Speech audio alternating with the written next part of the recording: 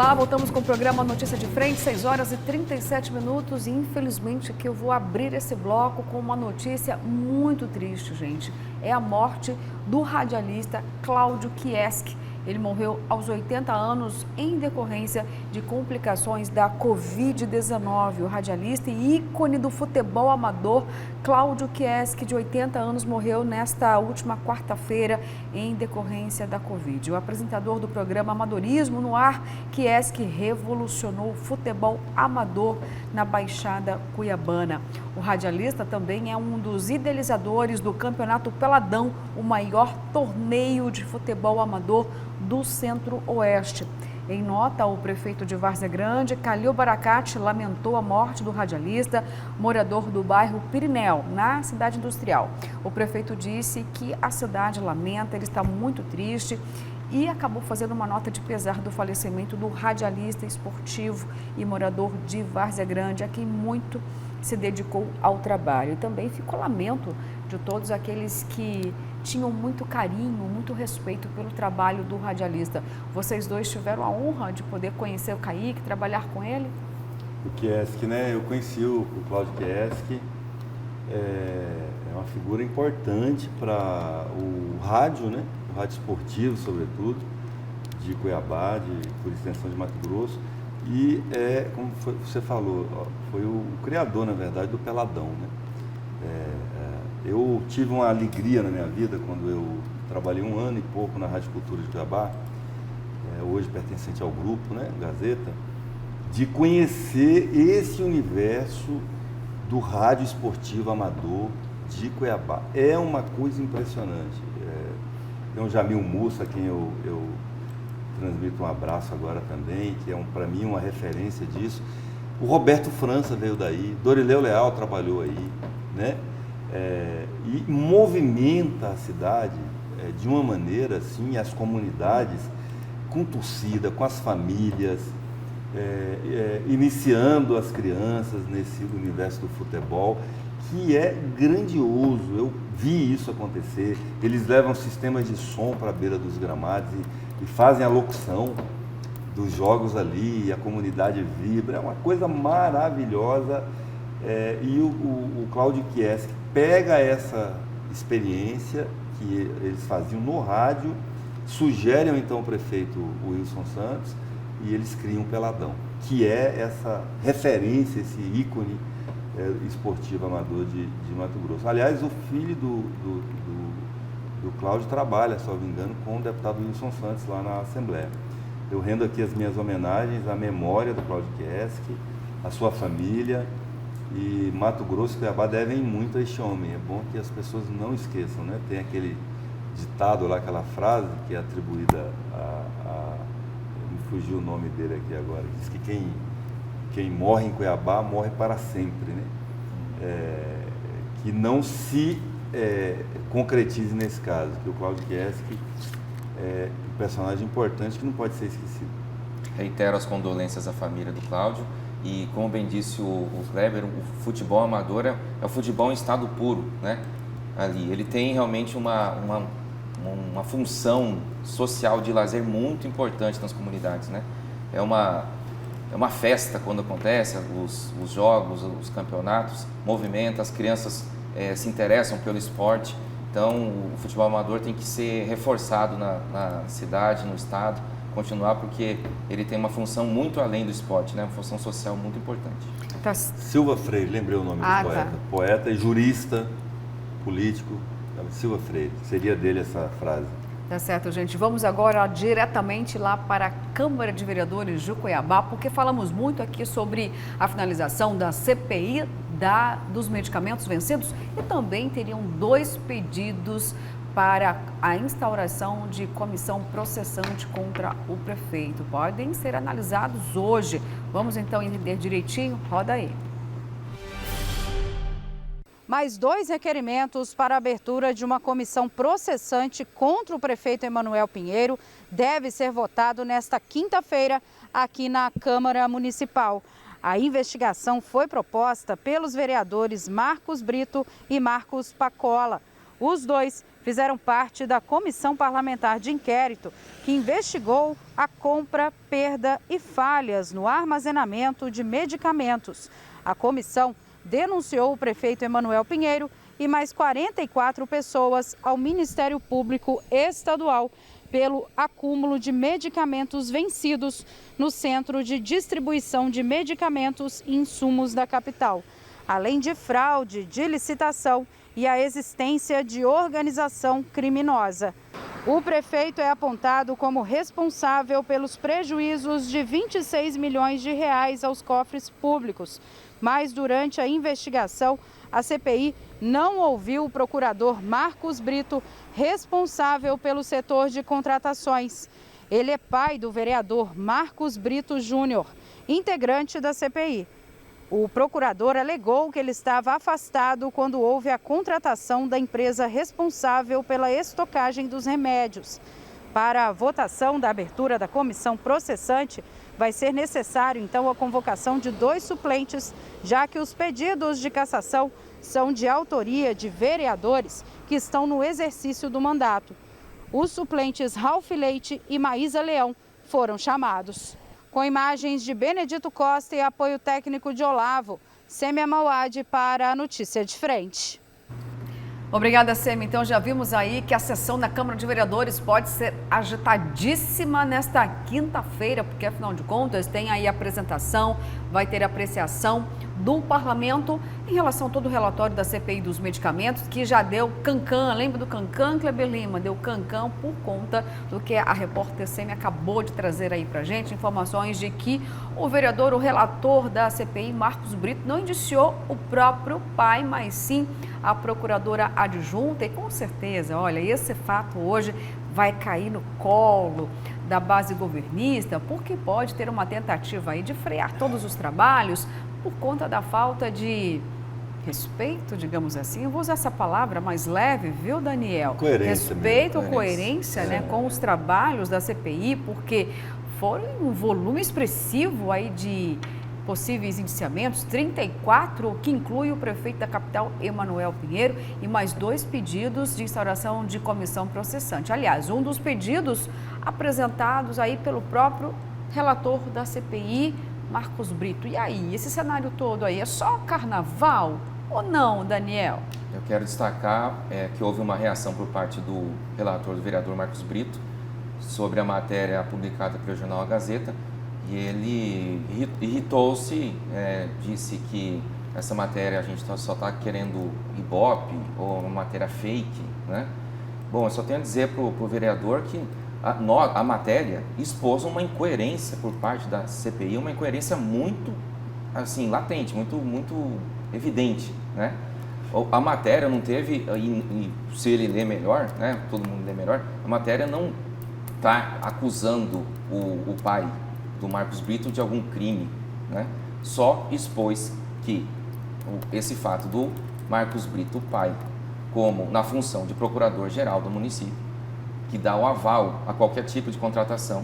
Ele estava no cargo quando a empresa Nord Pharma foi contratada, mas houve esse lapso, o Marcos Brito, pai, procurador, não avalizou o contrato, isso recaiu sobre as costas da procuradora adjunta, ela assinou, avalizou e ela foi indiciada pela CPI. Mas quem era o titular? O Marcos Brito, pai. A matéria diz isso, o jornalismo que nós fizemos foi claro, nós ouvimos os 2 lados, então tudo inclusive bem. ele, né? Ele fala. Ele também fala e ele admite que quem assinou foi a procuradora adjunta, ela assinou e ela foi indiciada. Que braveza, Kleber Lima. A imprensa fazendo o papel dela trouxe, aliás, uma informação super importante. Isso sim é transparência, isso sim é um trabalho sério, furo. Não é fácil não para a imprensa, para o jornalista conseguir trazer todos esses elementos. E aí o vereador pode até, então, querer processar, Lembrei de uma música do Bezerra da Silva. Você com um revólver na mão é um bicho feroz, é assim sem ele. Não vou nem concluir. Mas dá tempo do vereador... Não vou nem concluir, que é para ele não ter motivo. Será que a gente pode ter uma retratação do vereador? Seria pelo menos algo Luciana, respeitoso? Ele está reagindo como alguém que é pego com a mão na botija. que ele é pego com as calças na mão. É isso que está acontecendo. Por isso que ele está bravo, que ele está desconcertado, porque ele foi pego num erro terrível, que não tem como explicar. Não tem como explicar. Por que ele poupou o pai? Por que ele sequer ouviu o pai dele?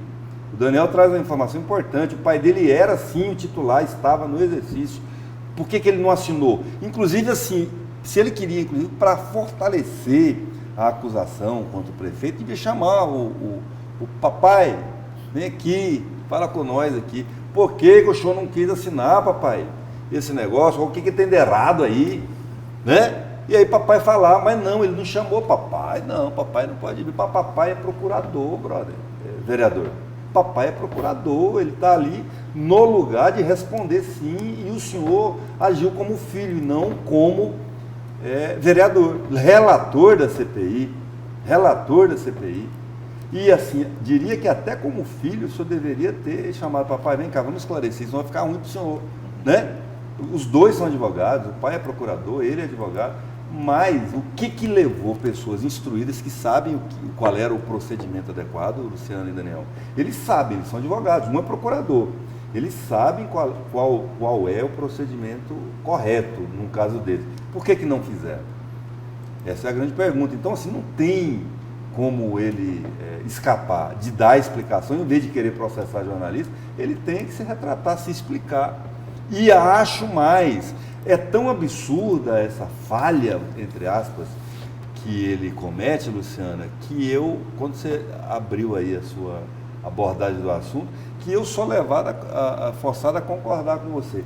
É tão esdrúxula essa situação que parece que é de propósito. Pois é. Parece que ele falou, não, vou deixar uma janela aqui, prefeito. Uma jogada ensaiada. Isso, vou deixar uma janela aqui para os meus pares arquivarem esse negócio. Só pode, porque... E agora, a única coisa que me faz ficar em dúvida se foi uma jogada ensaiada é porque ele vai pagar caro por isso. Porque ele está ficando desmoralizado, o vereador Marcos Brito, que era um vereador até admirado. A gente mesmo aqui falava antes, olha, o problema dele é mais de timidez do que de qualquer outra coisa. Mas na hora de defender o pai dessa maneira, de se omitir, não foi nada tímido, foi valente. Aliás, 7 meses de trabalho, mas aí também não teriam responsabilidades? O próprio presidente da CPI também, Pacola, o membro, eles sabiam disso. O presidente é o Lilo, né? O Lilo, isso, o presidente o Lilo da CPI, 7 meses de trabalho, o próprio membro Pacola, eles deveriam também ter, vou usar até um termo popular, chamado na chincha. Não, como assim? O seu pai tem que estar aqui para provar que realmente foi um trabalho sério. E como procurador titular, será que ele não tomou conhecimento dessa assinatura? Né? Pode ter acontecido esse lapso, não sei por quanto tempo que ele se ausentou, até a procuradora assinou, avalizou o contrato, a contratação da Norg Farm, e quando ele retornou ao cargo, ele não tomou conhecimento. Daniel, essa aval não passou por ele.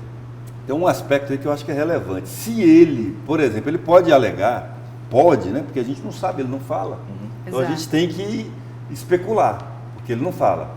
Ele poderia, por exemplo, ter agido dessa maneira pela seguinte explicação. Eu quero que o telespectador acompanhe o raciocínio comigo. Como o Roark fez naquela história dos temporários, lembra? Sim. Disse, não, eu não concordo com isso e tal, não vou assinar. Aí a adjunta vem e assina. Foi isso que aconteceu? Se foi isso, por que ele não veio, então, denunciar?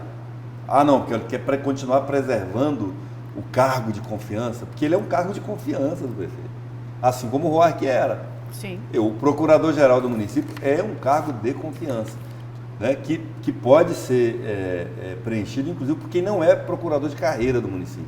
O Rogério Gallo, por exemplo, foi procurador-geral do município de Cuiabá, sem ser procurador do município de Cuiabá, ele é procurador de Estado. Sim. Então, assim, não tem por onde escapar nesse assunto aí. Ele vai ter que Bom, e amanhã vamos arcar com as consequências. Viu? Se a CPI faz questão de se mostrar como transparente, que investigou doa quem doer, não é o que pareceu. Esse fato coloca sob dúvida esse caráter assim, de transparência total da CPI. Muito bem, amanhã espero que tenhamos novos hoje, elementos, né? Aqui, porque então, no programa tá, de amanhã, porque hoje é a sessão e amanhã a gente traz aqui todos os detalhes, eu né? vou dar um chute aqui, vamos fazer um... Vamos fazer as placar apostas aqui. aí. Conta aí, eu vou começar pela CPI, aí, a CPI, 25 vereadores. Eu acho que dá, informação que eu tenho, me falaram em 8, eu acho que chega a 10 os votos para E aí, aprovar. se tiver 10, acontece o que com a CPI? Nada, a maioria vai ser arquivada, totalmente arquivada. Meu palpite. Bom, e aí vou relembrar então que também tem 2 pedidos de comissão processante. Vou lembrar que a primeira análise foram apenas 6 votos. A segunda, 8. Podemos ter surpresa? Acho que então, pode chegar a 10 pode também. chegar a 10 aqui, A 10. porque aí, né, mas tem um detalhe que eu apurei lá o meu palpite é com base em informações que eu levantei lá, tá? Não é assim aleatório. Sim. A Câmara, a base do prefeito já identificou que os vereadores de oposição eles estão criaram um cabeçalho padrão, eles estão coletando assinatura na rua. Fala assim, por que a gente sabe? Porque até os erros do primeiro está no segundo, está no terceiro. Sim. Então, assim, é um Ctrl-C, Ctrl-V, e aí fica na rua, nos locais públicos, coletando a assinatura das pessoas. Então, você pode assinar aqui um negócio para a gente fazer uma melhoria para a cidade. Nem abre o jogo direito sobre o que é e leva, porque a tática é essa de derrota uma, apresenta a outra. É o sangra, mas não mata, né? Para tentar vencer o sufocamento, assim, vencer pelo cansaço.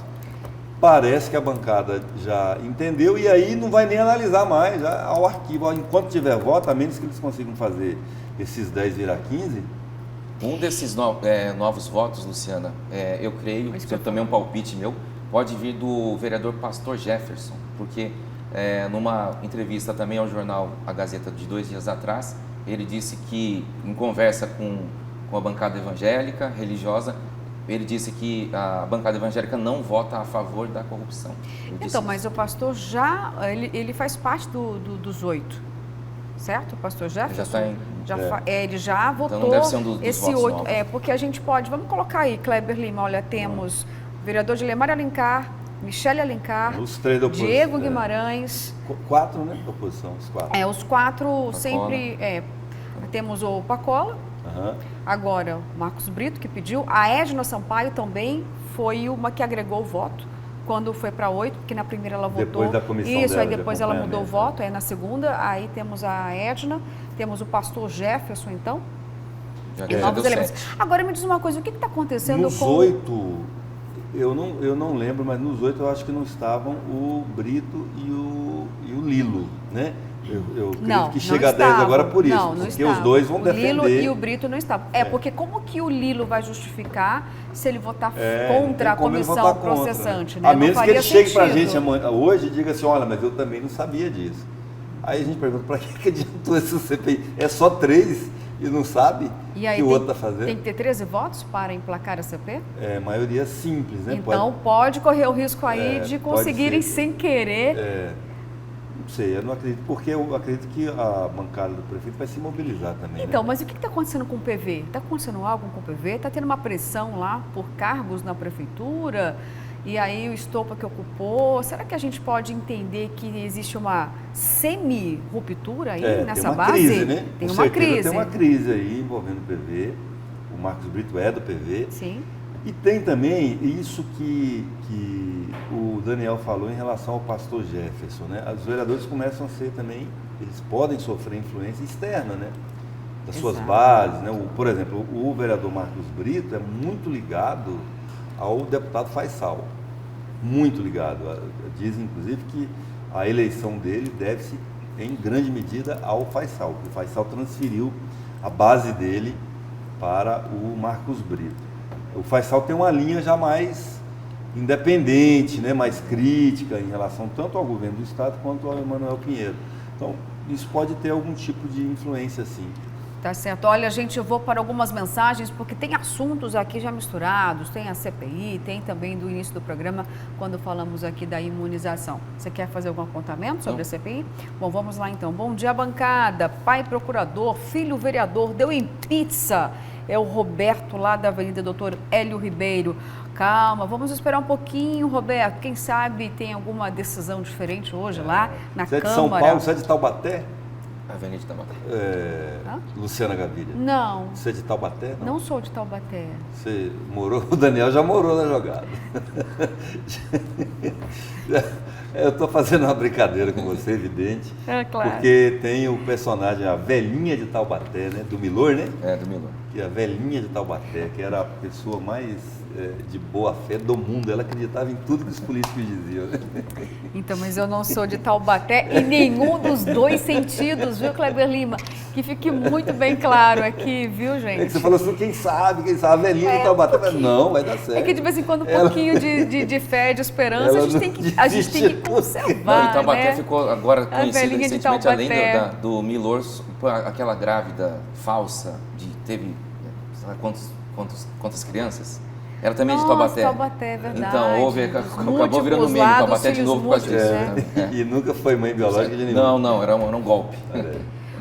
Vamos lá então, gente. Bom dia, bancada. Comentei ontem que esta CPI da Câmara iria acabar em pizza. O caso do Brito Filho é só o começo da desmoralização desta CPI. É o Ivan do Cospor sempre participando conosco aqui no programa. Vamos ver então, Ivan, o que vai acontecer lá na Assembleia, se realmente vai ter um rodízio, né? Pizza? Tomara que não, vamos lá. Vou ficar um pouquinho aqui com a velhinha de Taubaté nesse momento. Bom dia, bancada. Zé do Pátio disse que nós até hoje não aprendemos a votar. Ele está certo, principalmente aqui em Mato Grosso. Depois de Dante, só curva de rio. Precisamos mudar isso. Chega de negacionista e de parlamentares sem compromisso com o povo. Esse você conhece, Kleber Lima, é o Beto Amorim. Não, Beto, irmão o irmão dele, fez aniversário um dia antes de mim, o Reginaldo Amorim, grande figura economista. Eu discordo do Beto numa coisa, não foi só curva de rio. Eu avalio que o governo Blairo Matos foi um bom governo para o Mato Grosso. Um bom governo importante para um processo de reestruturação do nosso modelo econômico, do agronegócio, da infraestrutura de transportes. Eu atribuo ao Blairo Matos um governo importante para aquele momento histórico de Mato Grosso. Avanços aconteceram. O problema foi que ele também produziu um cara chamado Silval Barbosa, né? Que também fez muita obra, mas deixou um rastro. Éder Moraes também, né? Também. O Éder foi secretário de Casa Civil. Da Casa Fazenda Civil, dele. ficou na Secopa, isso. Secopa. Cria de Blairo Mágico. Cria de Blairo Mágico. Não tem como negar esse filho, né? Não tem. Bom, vamos... Dele. Valdir Teis, né? Que também mas teve gente boa, pagou, né? Aliás, não estou dizendo que esses que nós citamos não são gente boa. Eu conheço quase todos. Mas teve, assim, gente que não deu tanto problema, né? Vamos melhorar a palavra aqui, que não deu tanto problema como esses aí. Vamos lá, gente. Bom dia, bancada da Notícia de Frente. Eu primeiro saudar o nobre amigo, o jornalista Kleber Lima, pelo seu aniversário e depois queria uma avaliação do mesmo sobre as eleições em Mato Grosso. Na sua avaliação, caberia uma terceira via no Brasil, sendo que Lula vem liderando todas as pesquisas? Abraço, é o professor Ditinho Santana, lá do bairro São Francisco, aqui mesmo de Cuiabá, Kleber Lima. Já falamos disso, mas se você quiser responder diretamente aí ao professor Ditinho, fique à vontade. Ô, professor, grato aí pelas palavras, bom dia para o senhor. Eu acredito que é um cenário assim também difícil de surgimento de uma terceira via, mas não é impossível. Claro que não. Eu acredito que a melhor chance de ter um candidato de oposição, porque não tem nem opositor hoje ainda, o Mauro Mendes, né? Mauro Mendes até agora está sozinho aí no cenário, não tem a oposição. O Emanuel Pinheiro, que liderava esse bloco de oposição, hoje está inviabilizado para a eleição do ano que vem, ele como candidato, né?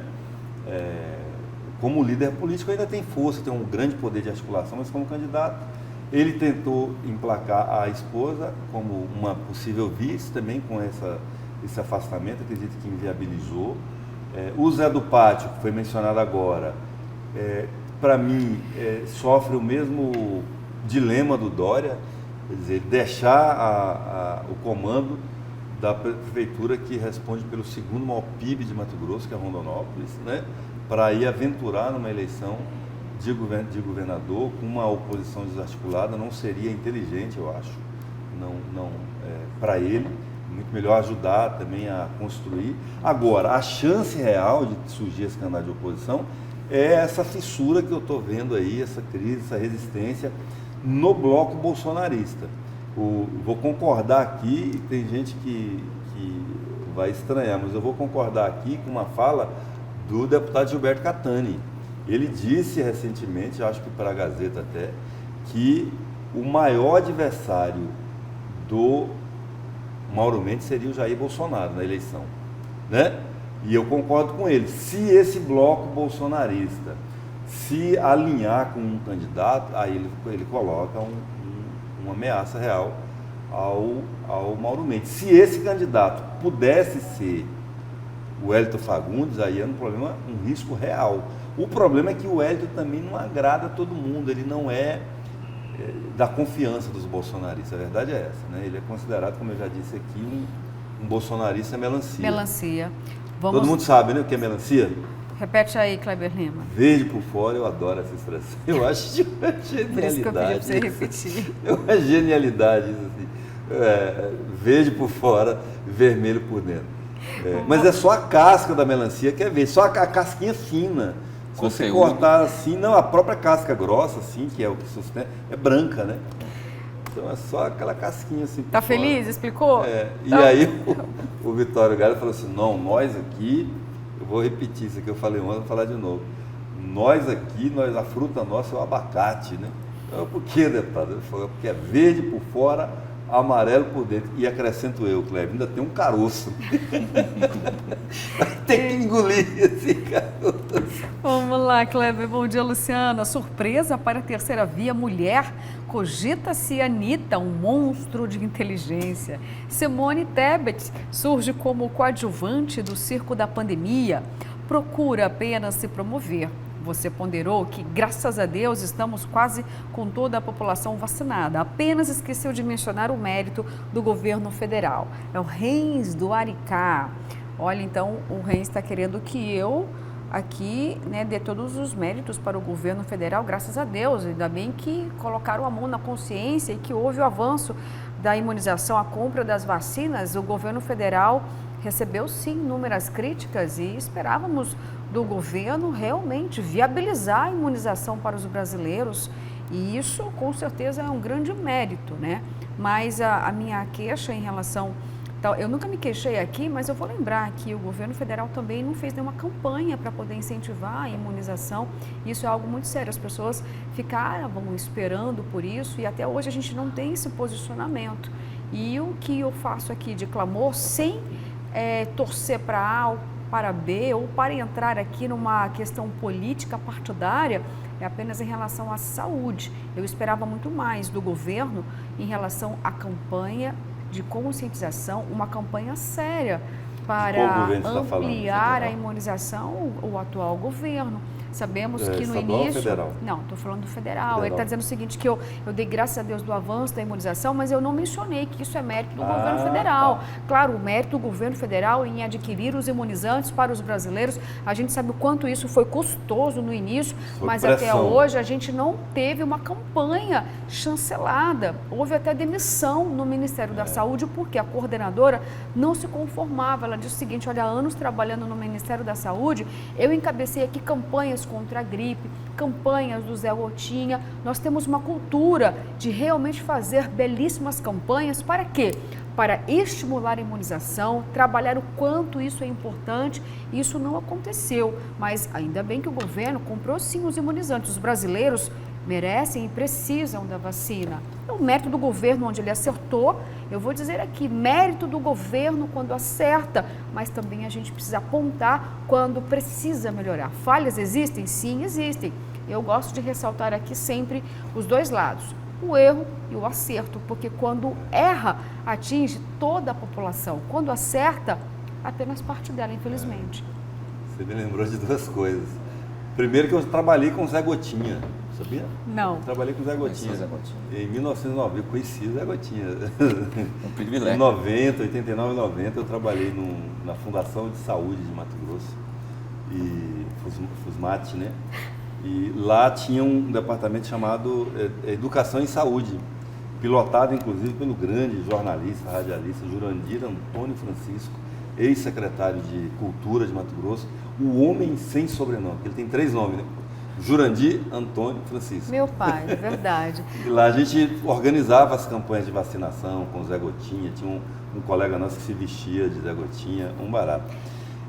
Eu preciso reparar uma informação aqui, Luciana, antes de você chamar o intervalo. A Iviúcha, nossa diretora de jornalismo aqui, me corrige a informação de que a frase que eu mencionei não é do Silva Freire, e sim do Rubens de Mendonça. Ela até me mandou um link de um artigo do Onofre Ribeiro, que transcreve a frase, e ela corretamente é o seguinte: morre para sempre quem morre em Cuiabá. Fecha aspas. Rubens de Mendonça. Tá certo. Gente, então eu preciso, de fato, chamar um intervalo. Depois eu leio mais mensagens, tá bom? São 7h08 e ficamos agora com imagens da Avenida Historiador Rubens de Mendonça. Olha só esse movimento todo aí na avenida. Olha, o trânsito chegou até a dar uma paradinha ali, mas é por conta do semáforo. Mas agora, gente, é o horário que a maioria mesmo pega aí o seu carro, a sua moto e até a sua bicicleta, né? E vai para o trabalho. Daqui a pouquinho voltamos.